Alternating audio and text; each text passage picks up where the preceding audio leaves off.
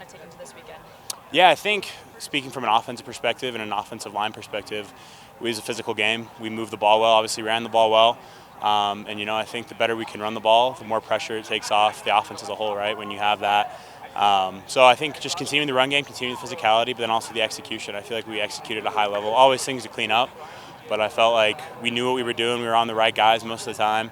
And when you're doing that, it's going to be hard to lose games. So I think, yeah, again, just physical play and execution will be big going into this week.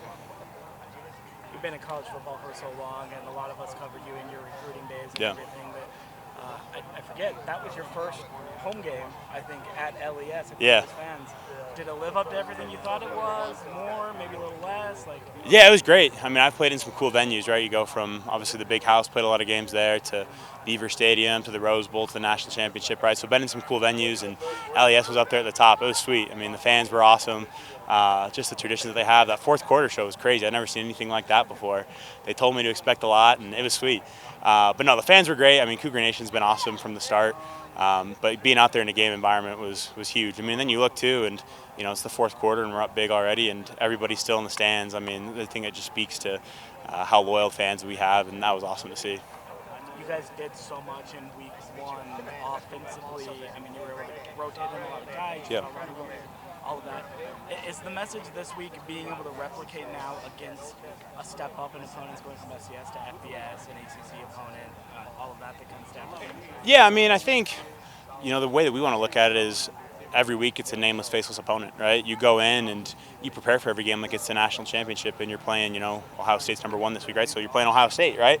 It doesn't matter whoever we're playing, right? But you prepare for that like it's the national championship, like you're going to win every game, because you can't just go week to week and say, okay, well, this team isn't as good, and we can take this off or that, right? And so I think the preparation is the same, right? You mentioned we're replicating that, but then trying to get better as well, right? Looking at things that we can clean up.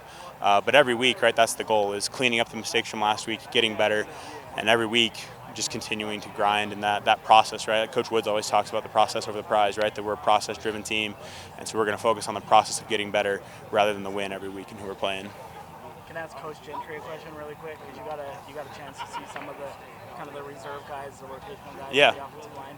Anybody stand out from Saturday night that you were like, oh, I knew this kid was pretty good, but he's showing out really well? I mean, everybody, honestly. I mean, I think it just speaks to them, right? The fact that they could go in, not really expecting how much they were going to play, and go in that whole second half and move the ball as well as they did and score as many points as they did, right? There wasn't really a lull. So, I mean, I would give a shout-out to any guy that went in on the offensive line. Special shout-out to Siwa Latufi. He played great. I mean, seeing him out there, true freshman, he didn't play high school football in games his last 2 years. So to see a true freshman go out there, I remember my first game as a true freshman and playing at the Big House, right, and the nerves that you have. It was just the second half similar to what he did, but it's a nerve-wracking experience, and he went out, and I thought he did well and just played hard. And so special shout-out to him, but really all the guys on the O-line did really well, and I'm really happy with those guys, and they've done well. Awesome. Thanks, guys. Yeah.